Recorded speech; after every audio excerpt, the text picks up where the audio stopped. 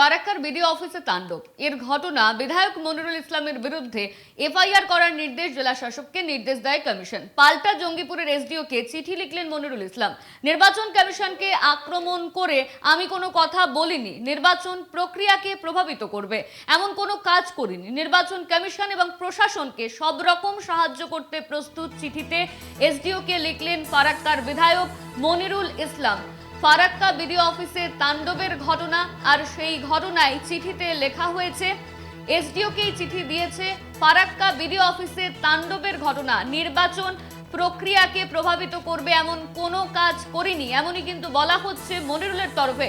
আমাদের সঙ্গে ফোন লাইনে রয়েছেন আমাদের প্রতিনিধি সত্য সুন্দর ভট্টাচার্য। সত্য, মনিরুলের তরফে কি দাবি করা হচ্ছে?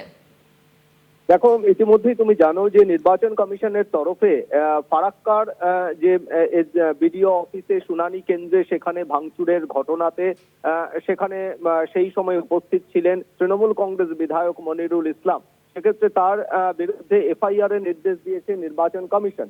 ঠিক তারপরেই আজকে মনিরুল ইসলাম সংশ্লিষ্ট জঙ্গিপুর মহকুমা শাসককে একটি চিঠি দিয়েছেন এবং সেই চিঠিতে তিনি সেইখানে জনসভায় তার বক্তব্য যে হয়েছে সেই বক্তব্যের একটা ব্যাখ্যা দিয়েছেন। সেক্ষেত্রে সেই ব্যাখ্যাতে তিনি উল্লেখ করেছেন যে ইতিমধ্যেই যে সংশ্লিষ্ট জেলা শাসককে তার বিরুদ্ধে যে এফআইআর করার নির্দেশ দেওয়া হয়েছে কমিশনের তরফে, তার বলা যেতে পারে সেটাকে উল্লেখ করেই তিনি একটা ব্যাখ্যা দিয়েছেন এবং সেখানে তিনি উল্লেখ করেছেন যে তিনি সাংবিধানিক যে মূল্যবোধ বা আইন শৃঙ্খলা তার প্রতি সবসময় তিনি তাকে মর্যাদা করেন এবং নির্বাচন কমিশনের যে ক্ষমতা তাকেও কিন্তু তিনি একই সঙ্গে তার যে ক্ষমতা তাকেও তিনি সম্মান করেন। ফলে এই বিষয়ে তার যে ধরনের মন্তব্য করেছেন তাতে কোনোভাবেই তিনি নির্বাচন কমিশনকে কোনোভাবেই খাটো করা তার উদ্দেশ্য ছিল না, বা কোনোভাবেই এই যে এসআইআর প্রক্রিয়া চলছে সেই এসআইআর প্রক্রিয়াকে, স্পেশাল ইন্টেনসিভ রিভিশন প্রক্রিয়াকে সেটা কোনোভাবেই প্রভাবিত করা তার উদ্দেশ্য ছিল না।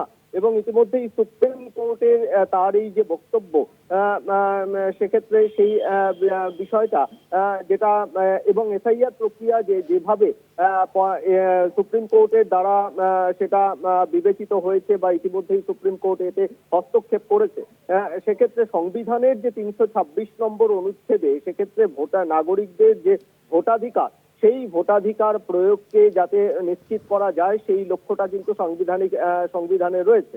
ফলে সেই জায়গা থেকে তার কোনো রকম অসৎ উদ্দেশ্য ছিল না, বা তিনি কোনো উস্কানি দিতে চাননি, বা কোনো আইনগত যে বিধি রয়েছে সেই আইনগত বিধি তিনি কিন্তু কোনোভাবেই লঙ্ঘনের অভিপ্রায় তার ছিল না। গত 14ই জানুয়ারির যে ঘটনা ফারাক্কার বিডিও অফিসে, সেক্ষেত্রে কিন্তু এই গোটা ঘটনাটি একেবারেই তার